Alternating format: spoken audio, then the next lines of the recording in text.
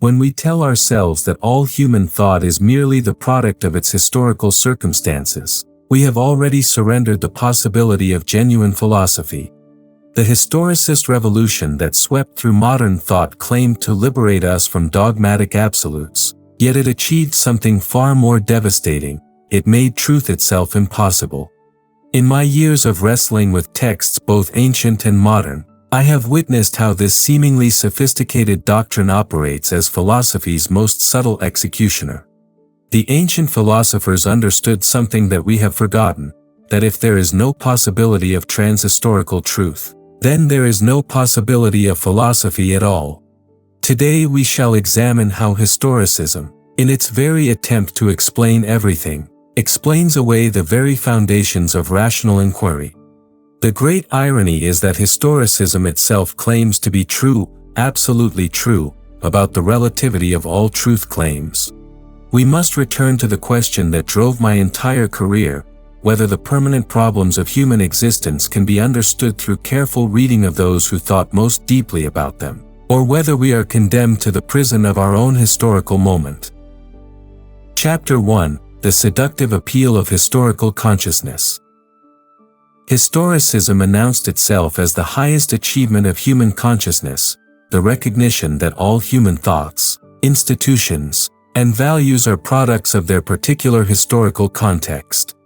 This seemed like wisdom itself. Finally, we could understand Plato as a Greek of the 4th century, not as a timeless voice speaking eternal truths. We could situate Aquinas within medieval Christianity, Shakespeare within Elizabethan England, and Machiavelli within Renaissance politics. The appeal was overwhelming because it appeared to offer both sophistication and humility: sophistication in recognizing the complexity of historical development, humility in refusing to impose our standards on the past. Yet observe the subtle transformation that occurs when we adopt this perspective consistently. If Plato's Republic is merely the expression of Greek aristocratic prejudices, then its discussion of justice becomes historically interesting but philosophically irrelevant. If Aristotle's Politics reflects only the assumptions of the polis system, then his analysis of different regime types offers us nothing for understanding our own political challenges. The historicist tells us that we can appreciate these works as magnificent expressions of their times, but we must not make the naive mistake of treating them as sources of truth about permanent human problems. Here lies the first deception. Historicism claims to honor the past by understanding it, on its own terms, yet it systematically deprives the past of any authority to teach us. The ancient text becomes like a museum piece, interesting to observe, impossible to learn from. We become sophisticated curators of dead wisdom rather than students seeking living truth. The historicist approach appears humble because it refuses to impose contemporary standards on past thinkers, but it is actually supremely arrogant because it assumes that we, unlike all previous generations, have achieved the privileged perspective from which to see the relativity of all perspectives except our own. This intellectual pride manifests itself in the peculiar confidence with which historicists dismiss the possibility that ancient thinkers might have understood permanent features of human existence better than we do. When Aristotle analyzes the relationship between virtue and happiness, the historicist explains this as reflecting Greek aristocratic values. When Plato explores the tension between philosophy and political life, this becomes an artifact of ancient Greek political arrangements. The possibility that these thinkers were responding to genuine and permanent human problems, that their insights might be true, is systematically excluded by the historicist methodology itself. Chapter 2: The Self-Refuting Character of Historicist Claims. The fundamental contradiction within historicism becomes apparent the moment we ask whether historicism itself is true. If all thought is historically conditioned, then historicism too must be merely the product of its particular historical circumstances. Perhaps 19th century German intellectual anxiety about the stability of knowledge, or modern academic specializations need to justify its methods. Yet historicists invariably exempt their own doctrine from the relativizing effects of historical analysis. Consider how this plays out in practice. The historicist confidently declares that Plato's theory of forms reflects Greek geometric thinking and aristocratic political preferences. But when we ask whether the historicist's own theory reflects, say, modern democratic prejudices and the influence of 19th-century philological methods, we are told that historicism transcends such limitations because it is scientific. The historicist claims to have discovered the true nature of human thought, that it is always historically conditioned, and this discovery is somehow exempt from its own analysis. This contradiction reveals something deeper. Historicism depends upon the very possibility it denies, the possibility of transhistorical knowledge. To claim that all previous thinking was trapped within historical horizons, the historicist must implicitly claim to have escaped such limitations. The historicist position is parasitic upon the philosophical tradition it seeks to undermine. It borrows the authority of rational analysis while denying the possibility of rational truth. Furthermore, if we take historicism seriously, we cannot even maintain that understanding texts, in their historical context, is better than any other approach. Why should historical understanding be superior to allegorical interpretation, or mystical reading, or frankly anachronistic appropriation? The historicist's preference for historical method becomes merely another arbitrary choice without rational foundation. The deeper problem emerges when we consider what historicism does to the very possibility of learning from the past. If Thucydides' analysis of the Peloponnesian War is merely the product of 5th-century Greek circumstances, then we cannot learn from it about the permanent features of international conflict. If Machiavelli's insights into the relationship between virtue and fortune reflect only Renaissance Italian conditions, then they offer us no guidance for understanding contemporary political challenges. Historicism transforms the entire tradition of political thought into a collection of historical curiosities rather than a repository of accumulated wisdom about enduring human problems. The irony deepens when we realize that historicism emerged precisely from the modern desire to understand human affairs scientifically. Yet science itself depends upon the assumption that rational inquiry can discover truths that transcend the particular circumstances of discovery. When Newton formulated the law of gravitation, he did not present it as merely reflecting 17th-century English prejudices but as a universal truth about physical reality. Historicism applies to human affairs a relativism that would destroy natural science itself if consistently applied. Chapter 3: The Ancient Understanding of Permanent Human Nature. Let me invite you to examine a crucial assumption that historicism makes about human nature itself.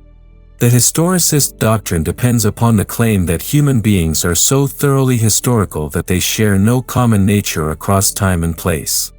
Yet this claim contradicts the most fundamental evidence of human experience. Do we not recognize ourselves in Homer's portrayal of anger, love, fear, and ambition? Does Sophocles' Antigone speak to us across millennia because her conflict between family loyalty and civic duty is merely a Greek peculiarity, or because it illuminates permanent tensions within human existence? The ancient philosophers began with a different premise altogether. They observed that while human customs and institutions vary dramatically, human passions and fundamental problems remain remarkably constant. Men seek honor, pleasure, and security in all times and places. They face the tension between individual desire and social necessity. They wonder about the meaning of death, the nature of justice, and the possibility of happiness. These are not historically conditioned problems but permanent features of the human condition. Aristotle's analysis of different regimes remains illuminating not because we happen to share his Greek prejudices, but because human beings still organize themselves politically and still face the same fundamental choices between rule by one, few, or many, oriented toward different conceptions of the good life. Plato's examination of the soul's division between reason, spirit, and appetite speaks to us because we still experience these internal conflicts, regardless of whether we live in a polis or a modern nation-state. The historicist will object that even these apparently universal features are interpreted differently in different historical contexts. This is true but irrelevant. The fact that courage manifests differently in a Homeric warrior and a modern soldier does not mean that courage itself is merely a historical construct. Rather, it means that permanent human potentialities express themselves through variable cultural forms. The ancient philosophers understood this distinction between essence and accident, between what is by nature and what is by convention. Consider the implications of this ancient insight for reading classical texts. When Plato analyzes justice in the Republic, he is not merely expressing Greek aristocratic preferences but investigating a permanent human problem, the relationship between individual excellence and social harmony. When Aristotle examines different forms of friendship in the Nicomachean Ethics, he is not reflecting peculiar Greek social arrangements but analyzing permanent features of human relationships. When Thucydides explores the tension between justice and necessity in international affairs, he is illuminating enduring aspects of political life that transcend particular historical circumstances. The ancient approach suggests that careful reading of classical texts can yield genuine insights into permanent human problems precisely because these authors were responding to aspects of human existence that transcend historical particularities. This does not mean that their answers are necessarily correct or complete, but it means that their questions and their methods of investigation remain relevant for us. We can learn from them not despite the historical distance that separates us but because of the common humanity that unites us across time. Chapter 4: Modern Science and the Reduction of Human Things. The rise of historicism coincides with the modern project of applying scientific methods to human affairs. Modern natural science achieved spectacular success by abandoning teleological explanations and focusing on efficient causation, mathematical relationships, and experimental verification.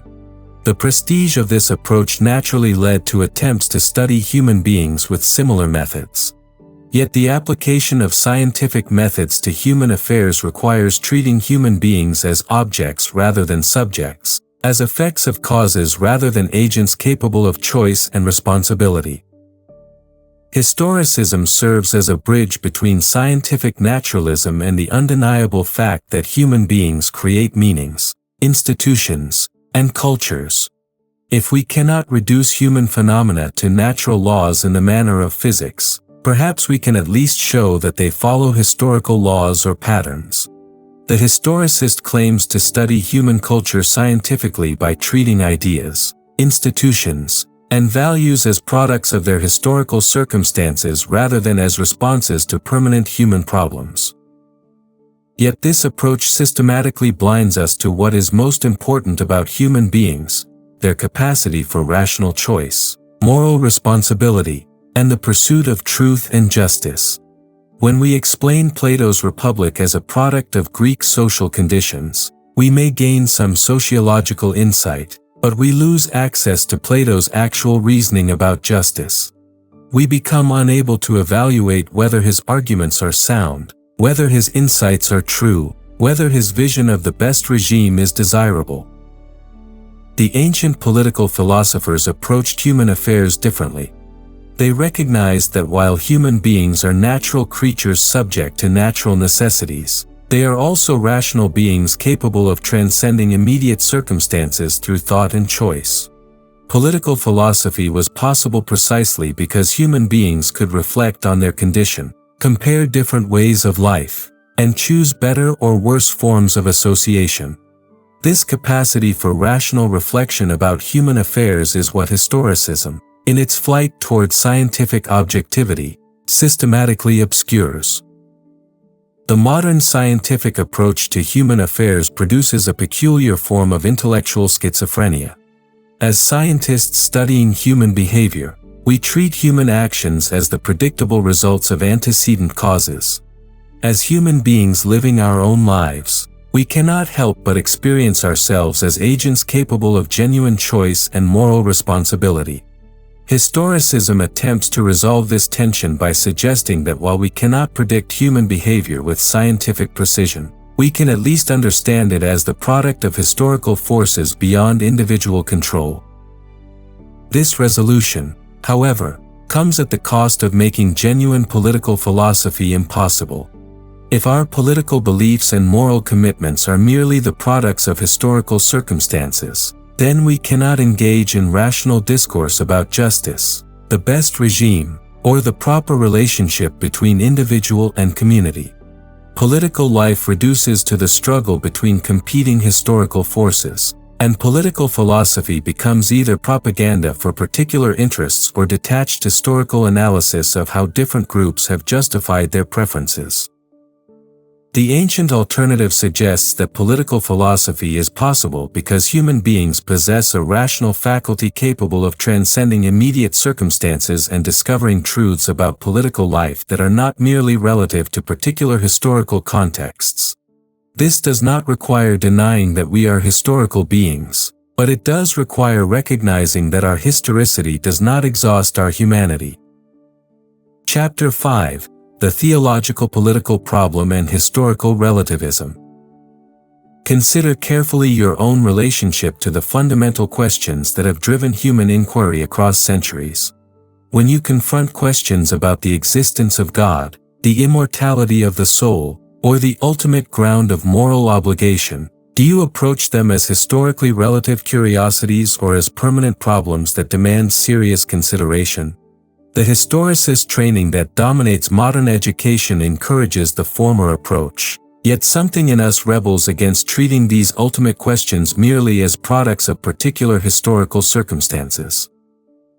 This rebellion points toward what I have called the theological political problem, the tension between the claims of reason and revelation, between philosophical inquiry and religious faith, between the demands of truth and the requirements of social order. This problem cannot be resolved through historical analysis because it reflects permanent features of human existence. Human beings are creatures who both seek rational understanding and need moral guidance, who both question traditional authorities and require social bonds, who both pursue truth and must live in political communities. The historicist approach to this problem is characteristically evasive. Rather than confronting the substantive questions about the relationship between reason and revelation, historicism explains both philosophical and religious claims as products of their historical circumstances. The medieval synthesis of Aristotelian philosophy and Christian theology is explained as reflecting the particular needs of medieval society rather than as a serious attempt to reconcile rational inquiry with revealed truth. The Enlightenment critique of religious authority is explained as expressing the interests of emerging bourgeois classes rather than as a genuine inquiry into the rational foundations of belief. Yet this historicist reduction systematically avoids the substantive questions that drove both medieval and modern thinkers. When Aquinas attempted to demonstrate the compatibility of Aristotelian philosophy and Christian revelation, he was responding to a genuine intellectual problem that cannot be dissolved through historical analysis. When modern philosophers questioned the rational foundations of religious belief, they were pursuing inquiries that remain relevant regardless of their historical circumstances. The ancient philosophers understood that the tension between philosophy and religion reflects permanent features of human existence rather than merely historical accidents. Philosophy begins in wonder and seeks rational understanding of the whole. Religion provides authoritative guidance about how to live and promises ultimate meaning. These two approaches to fundamental questions cannot be easily reconciled, yet human beings need both rational understanding and moral guidance. The sophisticated approach to this problem requires recognizing both the permanent character of the theological political tension and the variety of ways different thinkers have attempted to address it. We can learn from medieval attempts at synthesis, modern attempts at separation, and ancient attempts to preserve the dignity of both philosophical and religious approaches to ultimate questions.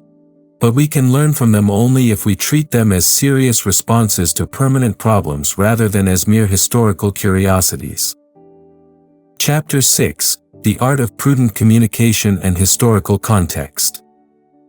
The stakes in our debate about historicism extend far beyond academic methodology to questions about the very possibility of prudent communication about dangerous truths. If historicism is correct, if there are no transhistorical truths about human nature and political life, then the entire tradition of esoteric writing becomes meaningless, and we are left with nothing but the struggle for power between competing historical forces disguised as rational discourse. Consider the implications of historicist thinking for understanding the complex relationship between truth and political life. The great philosophers understood that not all truths are beneficial for all people at all times. Some truths are dangerous for political stability, others are corrupting for those unprepared to receive them properly, and still others require careful pedagogical preparation to be understood correctly. This recognition led to the development of sophisticated techniques for communicating different levels of truth to different audiences. Yet if all truth claims are merely historically relative, then the distinction between exoteric and esoteric teaching becomes meaningless. Why would philosophers need to hide dangerous truths if there are no truths to hide? Why would they need to protect both philosophy and society from the consequences of unguarded communication if there are no permanent tensions between the demands of truth and the requirements of social order? The historicist will respond that the tradition of esoteric writing itself reflects particular historical circumstances, the threat of persecution in societies that did not recognize intellectual freedom. Once we achieve societies based on tolerance and free inquiry, the argument goes, we no longer need such elaborate precautions. Yet this response misses the deeper point. The need for prudent communication reflects not merely external political pressures but the intrinsic character of the relationship between philosophy and political life. Philosophy seeks truth without regard for consequences, while political life requires shared beliefs that promote social cohesion and moral order. These requirements do not always coincide. Sometimes the truth is politically inconvenient, sometimes it is morally corrupting, and sometimes it is simply too complex for general understanding. The wise philosopher must consider not only what is true but also what consequences will follow from communicating that truth in particular circumstances to particular audiences. Historicism destroys the possibility of this kind of prudential reasoning by denying that there are any truths worth protecting or any permanent tensions between truth and social order. If our beliefs about justice, virtue, and the best life are merely historical constructs, then there is no need for the kind of careful consideration that characterizes genuine philosophical communication. Political discourse reduces to the manipulation of historically contingent preferences rather than serious inquiry into permanent human problems. Chapter 7: Recovering the Possibility of Philosophical Education. I invite you to participate in an experiment that may restore your confidence in the possibility of philosophical truth and the wisdom of the ancients. Return to one of the great texts of political philosophy, Plato's Republic, Aristotle's Politics, or Augustine's City of God, but approach it with fresh eyes, temporarily suspending historicist assumptions. Read it not as a historical document but as an attempt by a serious thinker to understand permanent features of human existence and to communicate that understanding to thoughtful readers. Ask yourself whether Plato's analysis of the relationship between justice in the soul and justice in the city illuminates aspects of your own experience. Consider whether his exploration of the tension between philosophical life and political engagement speaks to contemporary problems about the role of intellectuals in democratic society. Examine whether his account of the decline of regimes helps you understand the challenges facing modern democratic institutions. Consider whether Aristotle's discussion of different forms of friendship helps you understand your own relationships and the different kinds of human association.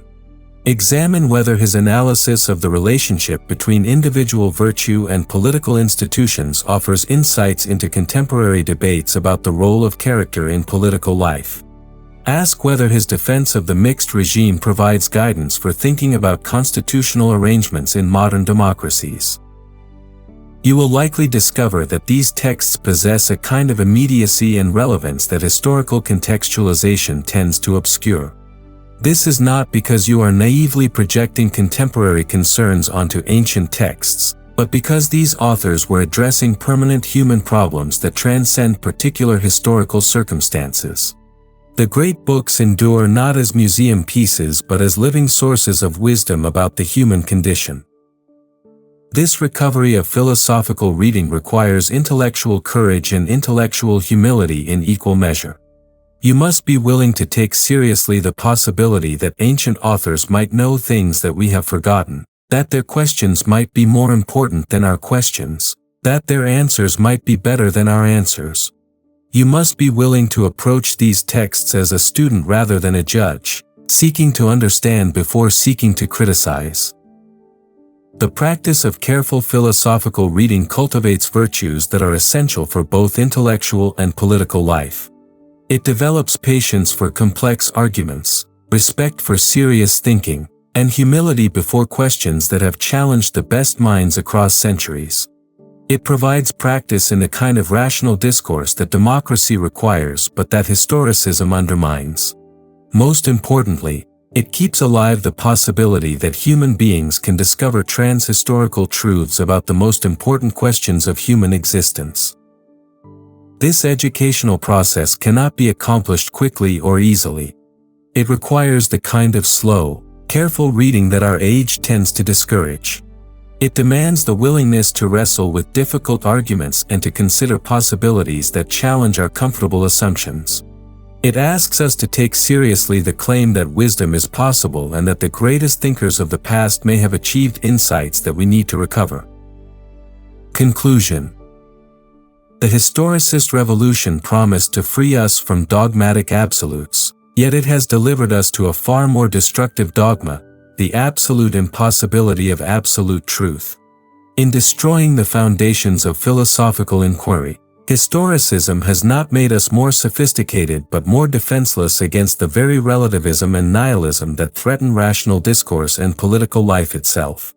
The path forward requires neither a naive return to pre-critical thinking nor an embrace of historical relativism, but a recovery of the ancient insight that philosophy is possible because human nature provides a permanent foundation for rational inquiry into the most important questions.